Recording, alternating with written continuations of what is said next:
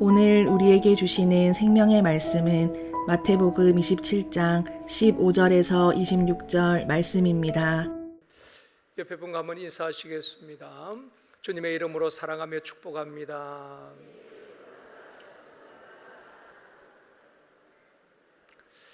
다시 한번요, 이 시간 은혜 받읍시다.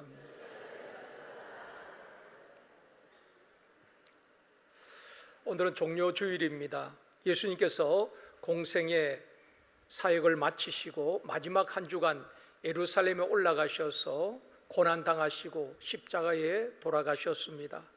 그래서 이번 주간을 고난주간이라고도 합니다.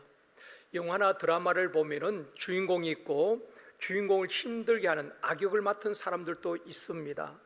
성경에 예수님이 십자가에 못 박히기까지 악역을 맡은 사람들이 많이 등장하고 있습니다.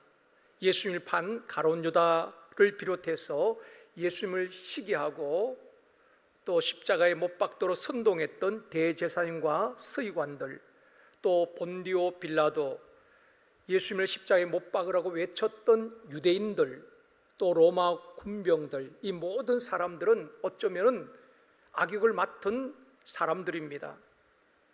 오늘 본문에 보면은 예수님과 별 상관이 없어 보이는 한 사람이 등장하는데 바라바라는 사람입니다.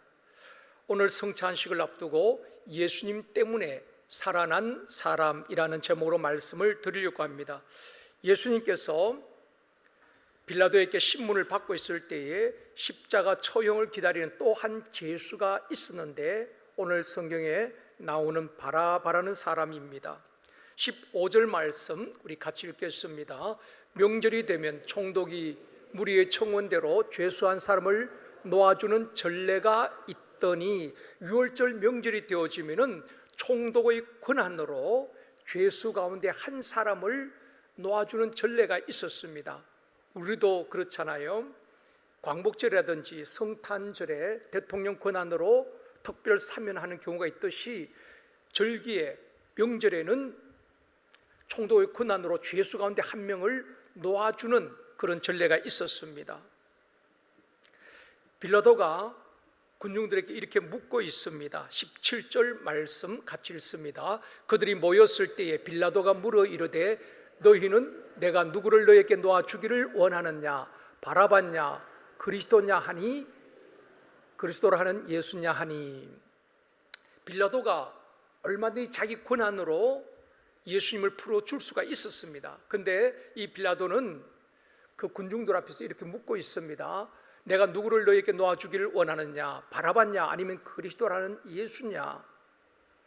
그렇게 물을 때에 그 군중들은 바라바를 풀어주고 예수를 십자가에 못 박으라고 외치게 되는 것입니다. 이 바라바에 대해서 16절에 이렇게 말씀합니다.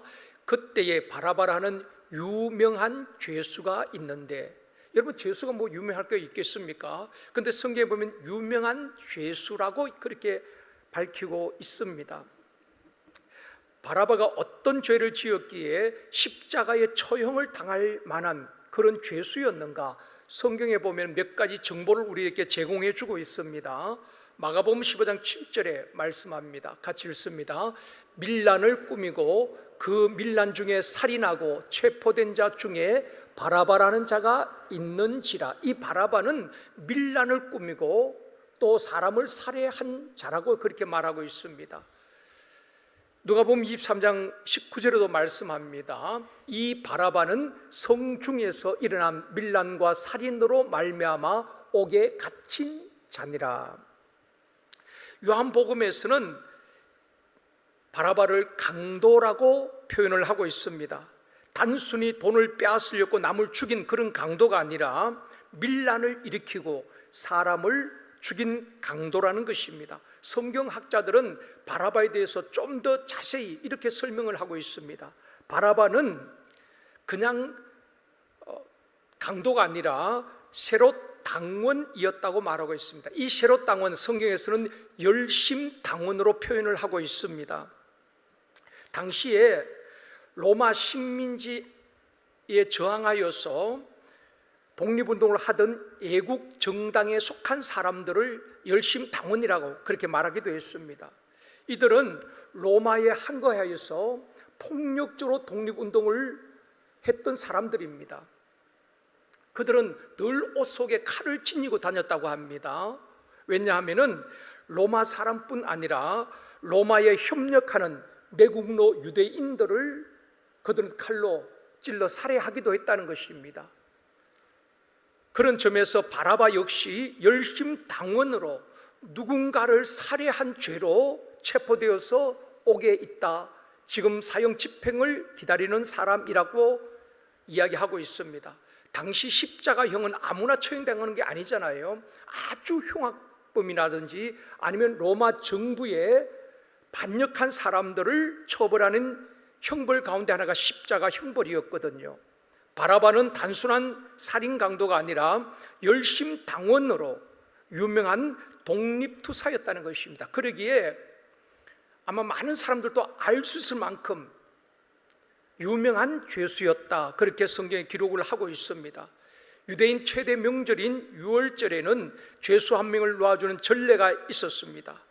빌라도는 예수님이 죄가 없다는 사실을 알고 있었고 얼마든지 예수님을 풀어줄 수가 있었습니다.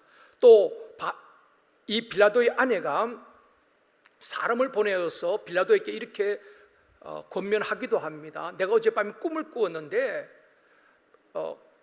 좀 좋은 꿈은 아니었습니다. 그러니 당신은 이 옳은 사람 예수에게 상관하지 않았으면 좋겠습니다. 빌라도의 아내가 빌라도에게 그런 조언을 하기도 하는 것입니다. 그런데 여론은 그렇지 않았습니다. 20절에 보면은 같이 읽습니다. 대제사장들과 장로들이 무리를 권하여 바라바를 달라하게 하고 예수를 죽이자 하게 하였더니, 이 대제사장과 장로들이 무리를 막 충동하는 것입니다. 여러분, 교회나 사회에서 제일 안 좋은 것은 그 무리들을 선동하는 것입니다. 그래서 대제사장과 장로들이 무리들을 막 선동해서 바라바를 풀어내어주고 예수를 죽이자고 선동을 했다는 것입니다. 그리고 군중들은 어떻게 말합니까? 22절에 이렇게 말씀합니다. 빌라도가 이르되 그러면 그리스도라는 예수를 내가 어떻게 하랴? 그들이 다 이르되 십자가에 못 박혀야 하겠나이다. 선동을 받은 이 군중들은 예수님을 십자가에 못 박으소서, 예수님을 십자가에 못 박으라고 외치게 되는 것입니다. 빌라도는 결국 군중의 힘에 밀려서, 여론에 밀려서 죄 없는 예수님을 놓아주게 되는 것입니다. 26절도 말씀하지요. 이에 바라바는 그들에게 놓아주고 예수는 채찍질하고 십자가에 못 박히게 넘겨주니라, 그렇게 말씀하고 있습니다. 성경에는 바라바가 예수님 대신에 풀려나서 살게 되었다, 여기서 끝나고 다시는 바라바란 이름이 등장하지 않습니다. 그런데 스웨덴 작가 페러 라게르크 비스트라는 사람이 상상력을 동원한 것입니다. 예수 때문에 살아난 이 바라바가 그 이후의 삶이 어땠을까, 나름대로 상상력을 동원해서 책을 쓰게 되는데, 바라바라는 책을 써서 1951년에 노벨 문학상을 수상하게 되는 것입니다. 이 바라바라는 책을 써서. 그리고 1962년에는 유명한 배우 안소니 퀸이 주연으로 바라바라는 영화가 개봉이 되었습니다. 이 바라바에 대해서는 성경 속에 나오는 것까지만 기록한 것이 아니라 상상력을 동원해서 바라바가 살아난 다음에 그 이후의 삶을 그리고 있는 내용인 것입니다. 내용은 이렇습니다. 바라바는 살인하고 방화를 일삼다가 체포되어서 십자가의 처형을 기다리게 되는 것입니다. 예수님이 대신 십자가에 못 박혀 죽음으로 바라바는 석방이 되었죠. 여기까지는 성경과 동일합니다. 그 이후의 내용들을 보면은 바라바는 예수 때문에 풀려나고 살게 되어집니다. 그 후에 바라바는 고민하게 되는 것입니다. 도대체 예수란 분이 어떤 분이기에 왜 죄 없는 예수님이 십자가에 처형당했을까? 도대체 왜 나사렛 예수라는 사람이 자기를 대신해서 십자가에 죽어야만 했는가? 여기에 대해서 굉장히 궁금해하는 것입니다.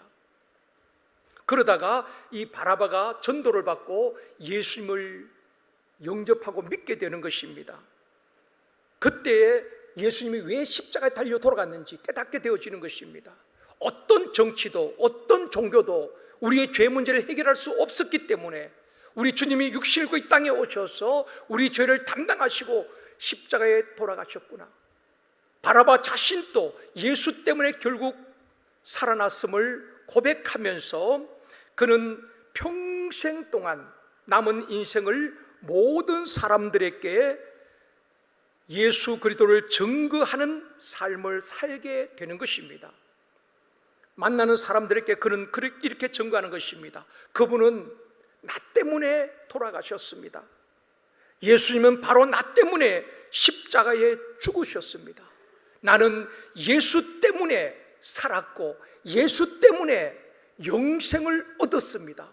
바라바는 평생 그 예수를 증거하며 살았다 하는 것이 바라바라는 책의 내용이고 영화의 내용인 것입니다. 사랑하는 성도 여러분, 바라바는 바로 우리 자신 아니겠습니까? 십자가에 못 박혀 죽어야 할 진짜 죄인은 바라바였습니다. 그런데 예수님이 대신 십자가에 죽으심으로 바라바는 풀려났고 새 생명을 얻게 되었다는 것입니다. 우리도 마찬가지지요. 진짜 십자가에 못 박혀 죽어야 될 죄인은 바로 저와 여러분 아니겠습니까? 수치당하고 부끄러움을 당해야 될 사람은 우리 자신이지만 예수님께서 옷이 벗김을 당하고 채찍에 맞으시고 조롱을 당하고 멸시를 당하고 수치를 당하시고 결국 십자가에 죽으신 것은 그분의 죄가 아니라 우리의 죄 때문이라는 것입니다. 그래서 이사야 선지자는 이렇게 고백합니다. 이사야 53장 5절 이번 주 암송 말씀 같이 읽습니다.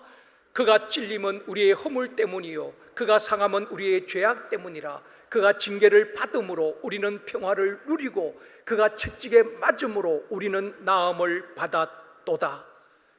사랑하는 성도 여러분, 지식적으로 아는 십자가 사건이 아니라 그가 찔림은 바로 우리의 허물 때문이요 그가 상함은 우리의 죄악 때문이요 그가 징계를 받음으로 우리가 평화를 누리고 그가 채찍에 맞음으로 우리가 나음을 입은 줄 믿습니다. 이 은혜를 깨닫는 은혜가 있기를 원합니다. 바라바는 예수님 때문에 살아난 사람입니다. 비록 작품 속에 나오는 이야기고 영화 속에 나오는 이야기이지만 바라바가 예수 믿고 난 이후에 예수님은 나 때문에 죽으셨습니다. 나는 예수 때문에 살았습니다. 평생 그 고백을 했다는 것 아니겠습니까? 이것이 저와 여러분의 고백이 되어지기를 원합니다. 교회에서 왜 성찬식을 합니까? 전반기 후반기 연례 행사처럼 행해지는 것이 성찬식이 아니라 오늘 성찬의 의미를 바로 알고 성찬에 참여하는 우리 모두가 되어지기를 원합니다. 예수님께서 붙잡히기 전에 마지막 제자들에게 하신 일이 바로 제자들과의 만찬이었습니다. 십자가에 죽으시기 전에 마지막 하신 일이 식사였습니다.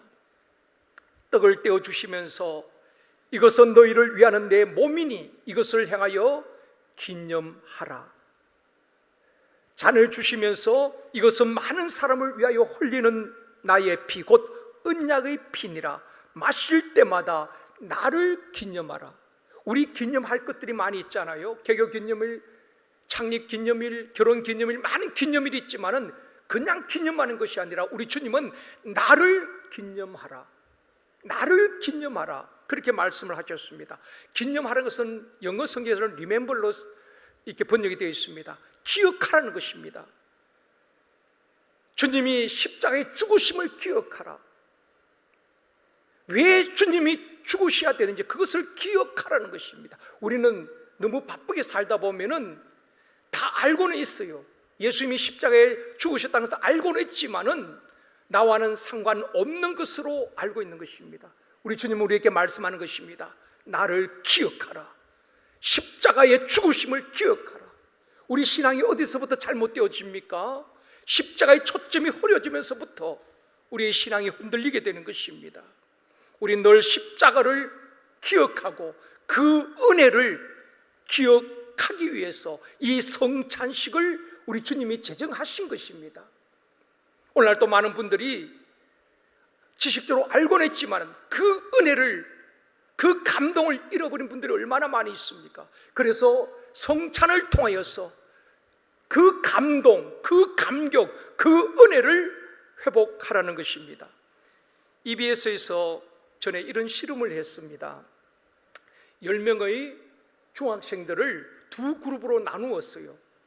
A그룹에 5명, B그룹에 5명을 나누고 A그룹에 있는 학생들에게는 1인당 돈 30만 원을 주면서 너희들이 마트에 가서 사고 싶은 것을 사라는 것입니다. 30만 원 한도 내에서. 그래서 이 학생들이 30만 원을 가지고 사고 싶었던 신발도 사고 옷도 사고 가방도 사게 되는 것입니다. 그리고 그들은 너무 만족해하는 것입니다. 기뻐합니다. 그리고 B그룹에 있는 5명에게는 똑같이 1인당 50만 원 계산해서 5명에게 150만 원을 주면서 제주도 여행을 가게 하는 것입니다. 5명은 제주도에 가서 2박 3일 동안 해변에서 조개도 줍고 또 수영도 하고, 그리고 저녁에는 모닥불 피워놓고 캠프파이어도 하고, 그리고 도란도란 앉아서 밤이 늦도록 자기들의 장래 꿈 이야기를 하게 되는 것입니다. 그렇게 2박 3일을 보내고 일주일 뒤에 두 그룹을 모아놓고 다시 질문을 던진 것입니다. 얼마나 만족했는지, 또 그 기쁨이, 옷을 사고 신발을 사고 그 기쁨이, 또 친구들과 여행 갔던 그 기쁨이 얼마가 지속될 것인지 질문을 한 것입니다. A그룹에 있던 아이들은 이렇게 답을 하는 것입니다. 자신들이 산 물건이 살 때는 너무 좋았지만은 이 물건도 언젠가는 망가지거나 내가 산 옷이 실정이 나면은 그 기쁨도 다 사라질 것 같습니다. 그렇게 대답을 했고요. 근데 이 B그룹에 있던 여행을 갔던 이 친구들은 이렇게 대답하는 것입니다. 친구들과 함께 했던 그 2박 3일 동안 너무 행복했다는 것입니다. 그 아름다운 기억들은 죽을 때까지 잊혀지지 않고 기쁨을 줄 것 같습니다.